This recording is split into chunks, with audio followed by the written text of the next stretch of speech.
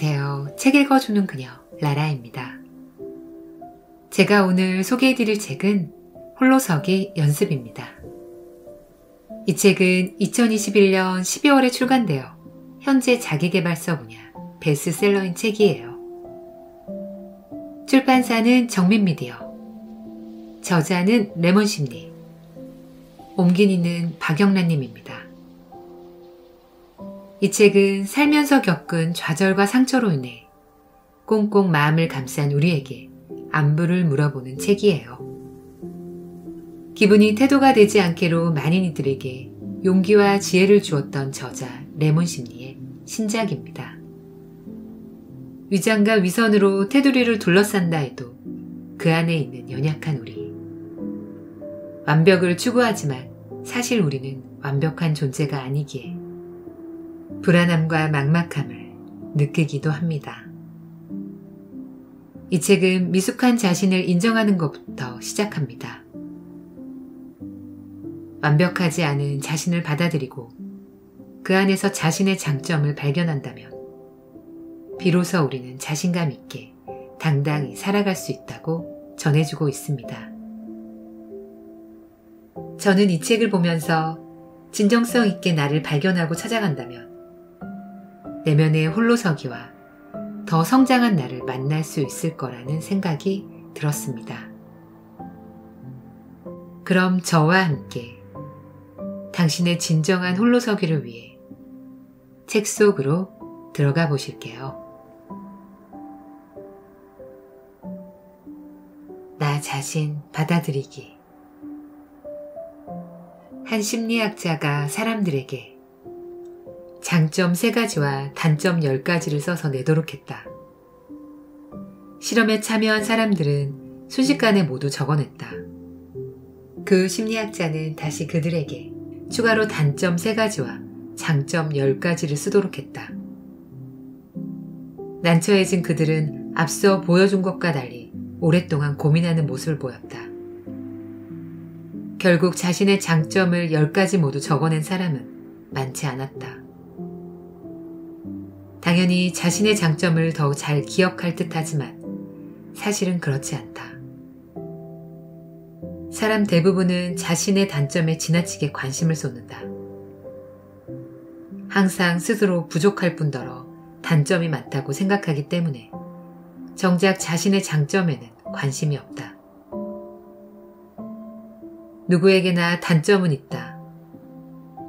우리는 자기 인지적 의식과 능력을 갖춰야 하지만 그 말이 자신의 단점만 주시해야 한다는 의미는 아니다. 우리는 모두 유일하고 특별한 존재다. 그런데 왜 항상 다른 사람을 의식하고 부러워하는가? 우리가 다른 사람의 인생을 완벽히 복제할 수 없듯 다른 사람도 우리 인생을 그렇게 복제할 수 없다. 그러니 상관할 게 뭐 있겠는가? 그저 자기 인생을 멋지게 살아내면 된다. 굳이 다른 사람과 비교하면서 나 자신을 버릴 이유가 없다. 당신은 다리에 서서 풍경을 바라보고 풍경을 보는 사람은 누각에서 당신을 바라본다. 우리가 다른 사람을 부러워할 때 정작 다른 사람은 우리를 부러워할 수 있다. 사람과 사람 사이에서 비교는 불가피하다. 우리는 항상 명심해야 한다. 자신에게 부족한 점도 있지만 좋은 점도 있다는 사실을. 다른 사람을 부러워하더라도 자신을 소홀히 해서는 안 된다. 과연 어떻게 나 자신을 받아들여야 할까? 첫째, 다른 사람의 비판에도 이성적인 태도를 보인다. 완벽한 사람은 없다. 그렇기에 누구도 비판받는 일에서 자유로울 수 없다. 다른 사람의 비판을 지나치게 중시하면 긍정의 상황으로 나아가는 것이 아닌 부정의 늪에 빠지기 십상이다. 사람들 앞에서 실수하거나 잘하지 못하면 어쩌나 하는 걱정에 악순환이 계속되는 것이다. 따라서 이성적인 태도와 개방적인 사고로 비판을 받아들일 줄 알아야 한다. 그렇게 할 때 사실을 바로잡으며 악의적 이야기를 흘려 들을 수 있다. 둘째, 단점이 있으면 고친다. 솔직하게 자신의 장점을 10가지 이상 나열한 후 단점도 몇 가지 나열해보자. 단점 중 바꿀 수 없는 것은 겸허히 받아들이고 바꿀 수 있는 것은 바꾸자. 셋째, 자신의 성공점을 찾는다. 최근에 이른 한 가지 혹은 몇 가지 성공 사례를 찾아서 성취감과 행복감을 만끽한다. 그때그때 자신이 해낸 다양한 방면의 발전과 성장, 성과를 이해하고 자기 능력을 인정한다. 다른 사람의 긍정적인 평가와 태도를 기록해두고 자신감을 높인다. 자신의 경험을 자세히 회상하여 다양한 측면의 뛰어난 성과를 찾아내고 이전부터 자신이 갖고 있던 좋은 소질을 인정한다. 이렇게 하면 단점과 실패보다는 장점과 성과에 집중할 수 있다. 또한 건강한 자기 감정을 공고히 세우며 자신을 좀 더 쉽게 받아들일 수 있다. 꿈에 가까이 다가가기.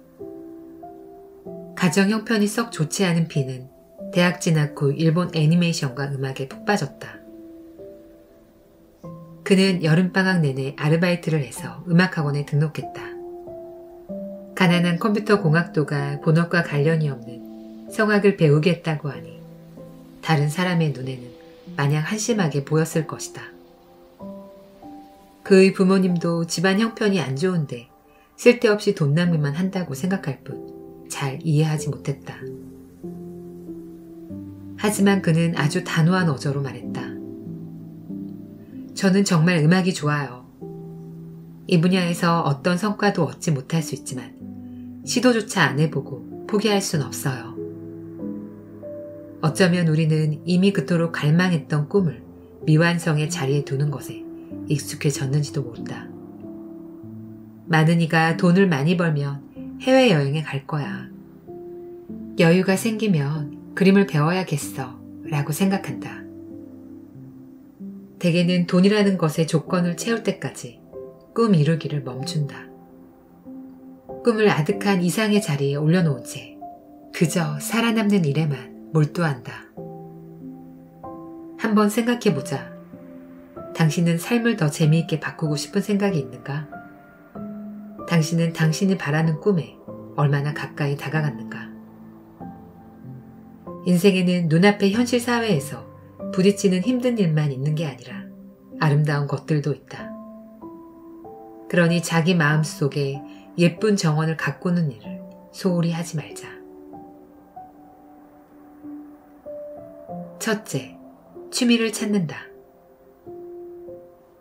많은 사람이 어린 시절의 질적 결핍으로 취미나 장기를 살리지 못했다며 탄식하는데 참으로 아쉽기 그지없다. 사실 꿈꾸기를 시작하는데 시간적 제한은 없다. 또 새로운 것에 대한 흥미를 잃었다고 말하는 사람이 많은데 이는 자신의 취미를 잊어버렸기 때문이다. 그럴 때는 가만히 앉아서 한숨을 쉬는 것보다 그동안 잊고 있었던 자신을 깨워 어린 시절의 꿈을 연계해줄 관련 취미를 시작해보자. 취미는 쉬운 것부터 시작해서 점차 어려운 곳으로 영역을 넓혀가면 된다. 단시간에 자신의 마음을 알 수 없다면 몇 가지 더 시도해보자. 베란다에서 화초를 가꾸는 것도 좋다.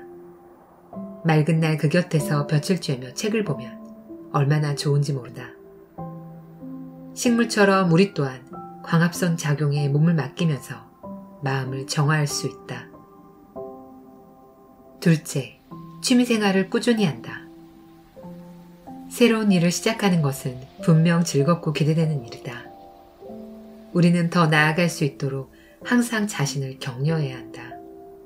앞서 언급한 비처럼 실제로 자신의 취미를 유지할 비용을 감당할 수 있을지 걱정하는 사람도 많다. 취미 활동을 이어가려면 물질적 지원이 필요하긴 하지만 그것이 절대적인 건 아니다. 지금 당장 많은 돈을 들여가며 전문가 수준으로 할 필요는 없다. 우선은 매일 조금씩 시간을 들여 취미활동 자체를 즐기자. 심신의 긴장이 모두 풀리는 경험은 덤으로 따라올 것이다. 셋째, 일상의 취미를 녹여낸다. 무엇이든 할 줄 아는 사람은 멋있다. 독서를 좋아하는 사람이 평소 SNS에 올리는 글을 보면 그렇게 우아해 보일 수 없다. 노래를 좋아하는 사람은 어떤 모임에서든 분위기를 이끌고, 글쓰기나 그림 그리기를 좋아하는 사람은 생동감이 넘치고 재미있다. 취미를 그저 방치하는 기술이 아닌 삶에 녹여낼 수 있다면 인생이 다소 힘들더라도 큰 위안이 될 것이다. 자신을 기쁘게 하는 일에 전념할 때 가슴이 벅차오르고 만족감으로 가득 채워질 테니까 말이다. 스트레스를 받으면서도 재미있게 살려고 노력하는 사람들에게는 열정과 긍정적인 에너지가 있다. 우리는 분명 평범한 사람이다. 하지만 무언가 하고 싶은 마음을 갖고 실제로 행동한다면 그 순간부터 우리 또한 특별해진다. 표정과 눈빛에는 생기가 넘치고 가슴 속에는 생동감 넘치는 화창한 봄이 도래할 것이다. 불행에 대처하는 방법. 50년 동안 연극 무대에서 활동해온 배우가 71세 때 갑자기 파산했다. 더 불행한 건 배를 타다가 넘어졌는데 다리를 절단해야 할 정도로 크게 다쳤다. 수술 당일 그녀는 국중 대사를 큰 소리로 읊었다. 곁에 있던 사람이 그녀에게 스스로 위로하고 있는 건지 물었다. 그녀가 대답했다. 아니요, 전 지금 의사 선생님과 간호사 선생님을 위로하고 있는 거예요. 너무 고생이 많으십니다. 그 후로도 그녀는 세계 각지를 돌며 10년 넘게 배우 활동을 했다. 엄청난 파산과 심각한 부상 모두 너무 불행한 일이었지만 그녀는 매우 담담하게 받아들였다. 그녀가 침착하면서도 낙관적인 태도를 보일 수 있었던 것은 그녀의 강한 심리회복력 덕분이다.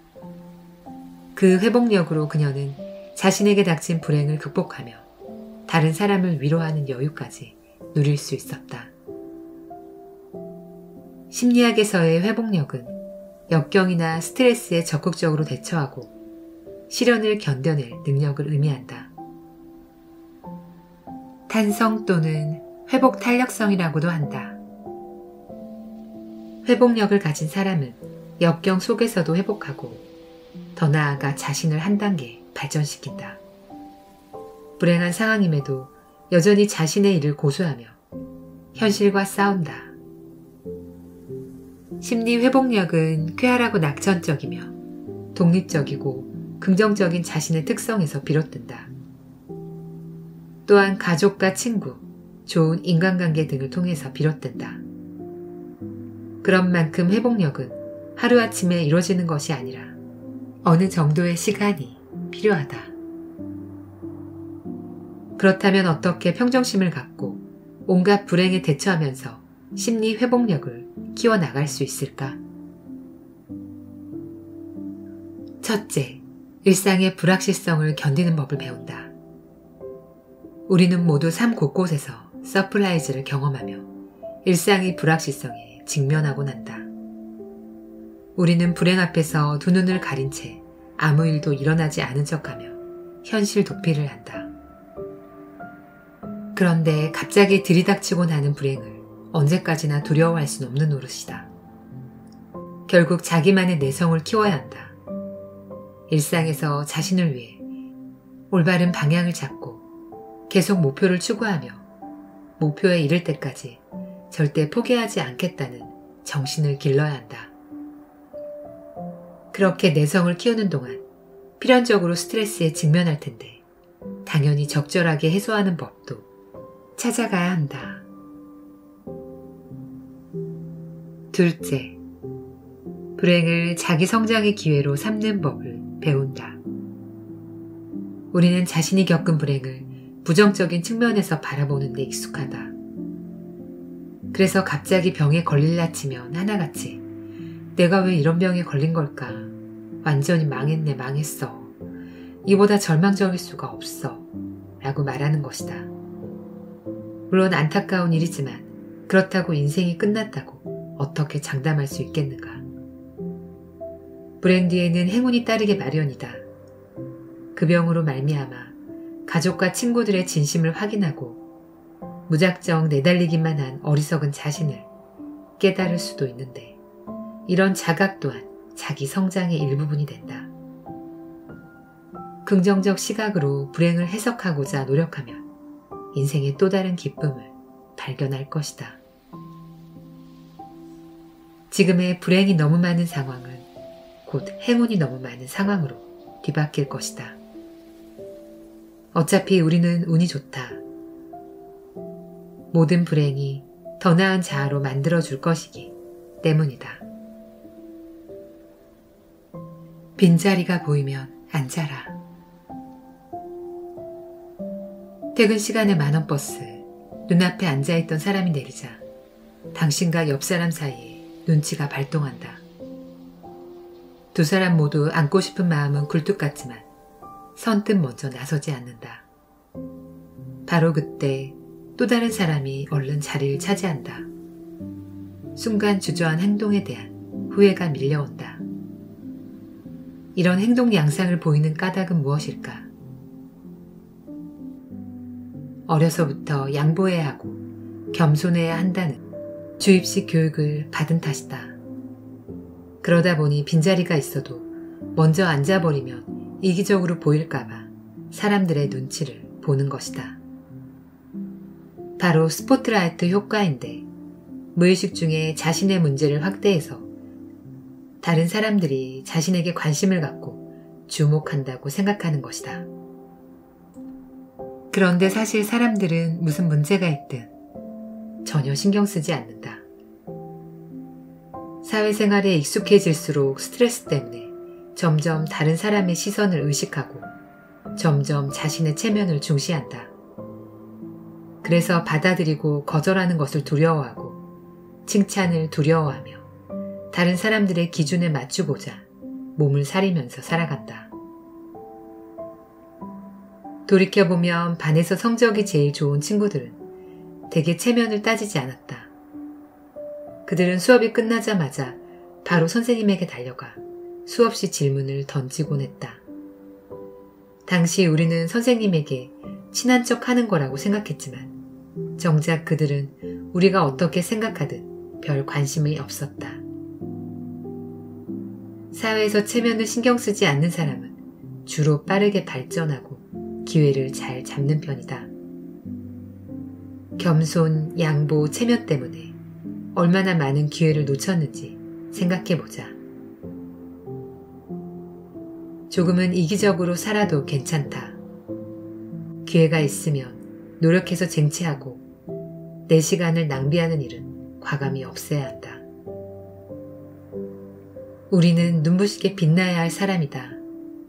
따라서 스스로 훌륭해지는 변화를 두려워해서는 안 된다. 이기적인 생각이라고 말하는 사람도 많을 것이다. 사실 다른 사람에게 피해를 주지 않는 선에서 사랑스러운 이기주의자가 되면 삶이 훨씬 즐거워질 것이다.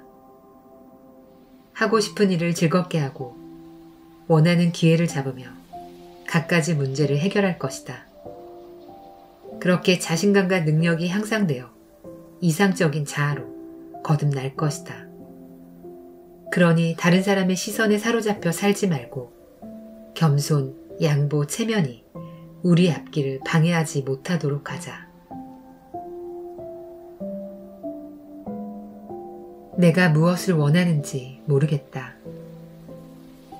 사람들은 종종 내가 무엇을 원하는지 모르겠다고 말하는데 사실 이건 나는 내가 원하는 것을 마주하고 쟁취할 용기가 없어라고 말하는 것과 똑같다. 곰곰이 생각해보면 정말 그렇다. 솔직히 욕심 없는 사람이 어디 있을까? 우리는 그 무엇을 갖고 싶어 하고 다른 사람의 관심과 칭찬을 받고 싶어 한다. 하지만 성공에 대한 확신이 없어서 속도를 늦추거나 멈추고 마치 아무 일도 없었던 것처럼 생각하며 억지로 해나간다. 그러다 실패하면 자신을 정당화할 여러 변명을 찾는데 심지어 오늘 날씨가 좋지 않아서 기분이 좋지 않았다는 것까지 실패의 원인으로 삼는다. 현실과 이상의 격차가 너무 크다는 사실을 깨달았을 때 우리는 그 차이를 좁힐 기회를 어떻게 만들 것인가를 먼저 고민하기보다 머리를 파묻고 위험을 외면하는 타조처럼 숨어서 자신을 위로한다. 피는 반년 넘게 구직 활동을 이어오고 있었다. 그가 자신에게 가장 많이 했던 말은 어떻게 해야 할지 정말 막막해. 도대체 어떻게 하면 좋지? 였다.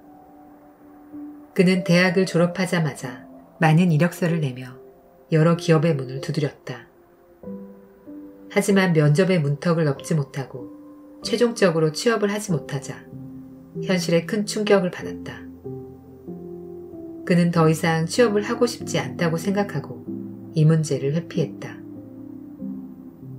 사실 그는 자신이 원하는 건 사회적 인정과 안정된 직장이라는 것을 누구보다 잘 알고 있었다. 하지만 다시 나서기란 쉽지 않았다. 우리는 항상 내가 얼마나 노력했는데 왜 원하는 것을 얻을 수 없는 걸까 하고 생각한다. 사실 우리는 스스로 도전하기를 두려워하기 때문에 용기를 잃고 도망가기 일쑤다. 무슨 일을 하고 싶을 때 용기가 계속 사그라지는 것은 좋은 일이 아니다. 우리에게는 항상 자신을 변명할 이유가 있기 때문이다. 두려움을 느끼면 바로 이 일을 하기에는 내 능력이 부족하긴 하지. 잠깐 쉬는 게 좋겠어 라고 자기 암시를 하며 하던 일을 내려놓고 휴식기를 갖는다. 매번 이런 일이 반복되면 기회가 몇 번이고 손안에 들어와도 스스로 내쳐버리는 결과를 낳게 된다. 용기를 갖는 일이 이토록 힘든 일일까? 과연 어떻게 해야 할까? 첫째, 자신이 가장 두려워하는 일을 열거하고 하나하나 완성한다. 용기가 부족할 때 자신을 못살게 굴지 않으면 정말 못하는 건지 아니면 두려움에 눌린 건지 어떻게 알 수 있겠는가? 자신이 많은 사람 앞에 서는 것을 두려워하는지 혼자 있는 것을 두려워하는지 복잡한 상황이나 의외의 변수가 발생하는 것을 두려워하는지 등 자신의 약함을 끄집어내서 천천히 적어가다 보면 그에 상응하는 해결 방안을 생각해낼 수 있다. 대중 앞에서 연설하거나 혼자 조용히 결과를 완성하는 것, 또 복잡한 걸 단순하게 만들고 미리 다양한 대안을 준비하는 것 등등 이런 일들이 뭐가 그토록 두려운가? 열정적이고 긍정적인 마인드로 일을 완수할 때까지 스스로 독려하고 다시는 현실을 회피하며 도망치지 말자. 둘째, 승리 마인드를 키운다. 심리학에서는 인간의 뇌에는 성공, 실패라는 개념이 없기에 우리가 실패를 상상할수록 우리의 행동도 점점 부정적으로 변한다고 말한다. 같은 맥락이다. 승리 마인드를 갖는다면 이는 이미 승리의 길로 가고 있는 것과 진배 없다.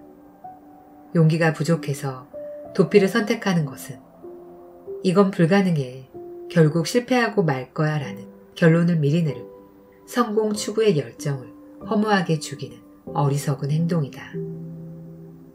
당연히 성공은 점점 멀어질 수밖에 없다. 긍정의 승리 마인드를 갖는 것은 용기를 북돋우고 성공을 불러오는 효과적인 방법이다.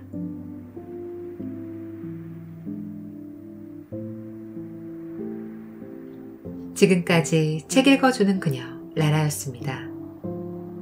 오늘도 끝까지 들어주셔서 감사드립니다. 구독, 좋아요, 알림 설정은 저에게 큰 힘 되는 거 아시죠? 저는 항상 여러분을 응원합니다. 사랑합니다.